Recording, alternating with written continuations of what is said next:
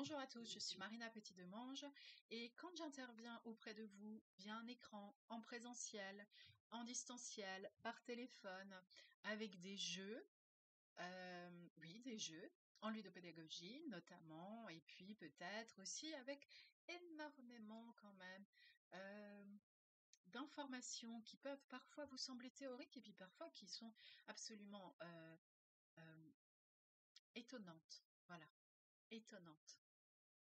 Étonnantes parce qu'en fait, elles ont l'impression de sortir de vous.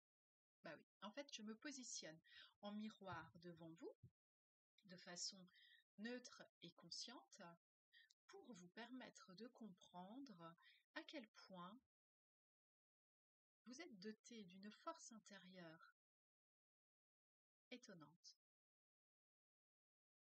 Et cet étonnement peut vous permettre de sortir de vos zones de confort qui jusqu'à présent vous bloquaient. Alors là, on peut être dans le domaine du personnel, du professionnel, à titre individuel ou collectif, peu importe. Vous m'appelez, vous me dites Marina, écoutez, il faudrait venir. Nous avons un collectif, 20, 30, 150 personnes, peu importe. Allons-y, allons-y, je suis prête. Je me pose comme une interprète de l'énergie de vos paroles, de vos pensées. Et alors là, certains pourraient se dire, oh, le charabia, mais qu'est-ce qu'elle va nous faire? Bon, je pourrais vous dire d'une façon simple, appelez-moi, exposez votre demande, écoutez ma réponse et vous allez vite comprendre que c'est très terre à terre, même si ça semble un peu magique, que c'est en chacun de nous, même si parfois on a l'impression que seuls quelques êtres sur Terre ont cette capacité à nouer du lien social, du lien en général, qui soit de bonne facture et respectueux.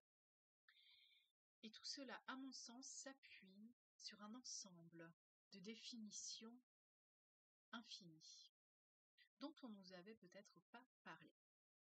Et certains peuvent se dire, parce que c'est quand même un peu le mal, non pas du siècle, hein, mais de la décennie très probablement, mais si je suis en face de personnes narcissiques, que puis-je faire?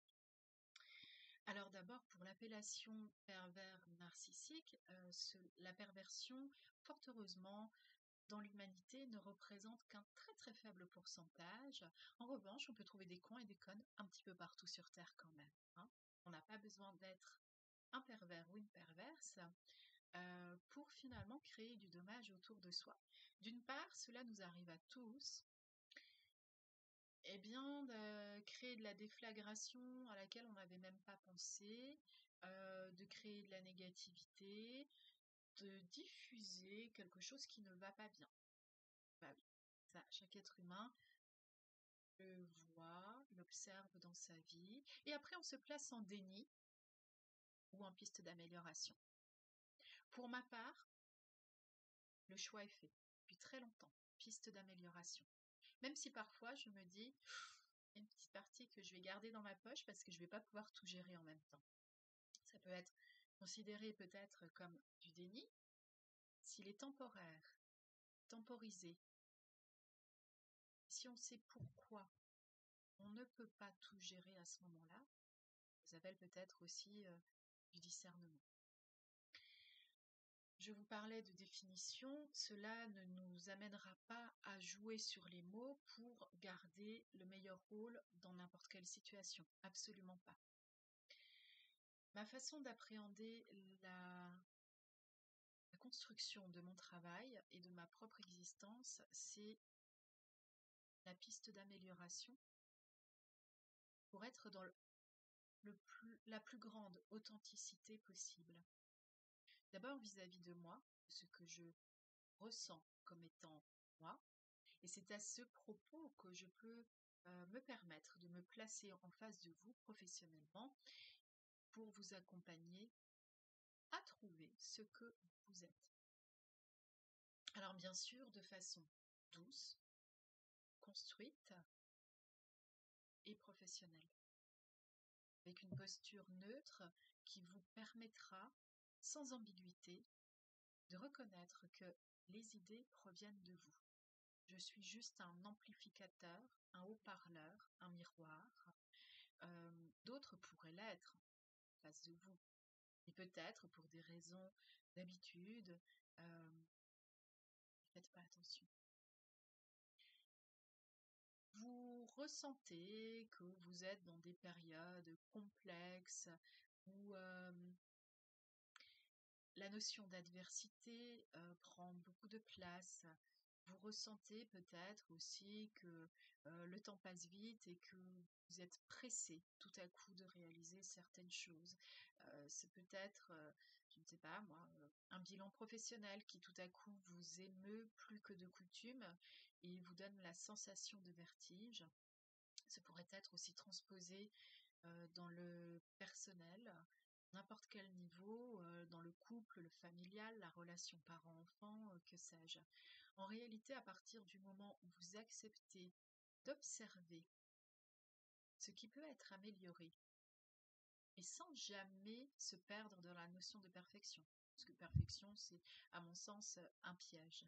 Mais si vous acceptez d'observer ce que vous pouvez améliorer, avec douceur, compréhension et facilité, vous êtes déjà en train de le faire. Seulement, souvent, seul, on ne s'en rend pas bien compte. On a l'impression que le temps est comme une glu qui ne veut plus bouger. C'est alors que c'est une bonne idée quand on va chercher de l'aide à l'extérieur. Pour tout ce qui est du domaine professionnel, associatif, quand vous me communiquez votre demande, je vous demanderai plutôt de l'écrire d'abord pour vous, même si c'est quelques mots, 2 phrases. Et ensuite, sur la base de cela, nous pourrions observer ensemble ce qui ressort de cet écrit en pensant au collectif pour lequel vous allez me faire intervenir.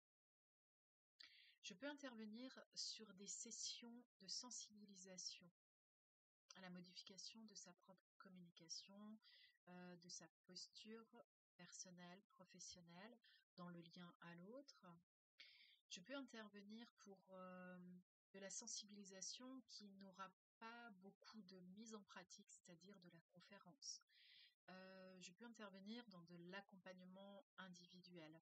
Vous l'aurez compris, la formule n'est pas tellement ma limite, l'endroit non plus. Tout ce que je demande, c'est qu'on ne se mette pas la tête à l'envers en croyant avoir découvert la formule magique qui va régler tous les problèmes en laissant Marina tout faire. Il y a bien longtemps que j'ai compris qu'avec un bon professionnalisme, très bonne et longue expérience dans ce domaine de la communication, je ne suis cependant pas l'actrice principale. C'est à vous que revient ce rôle. À bientôt.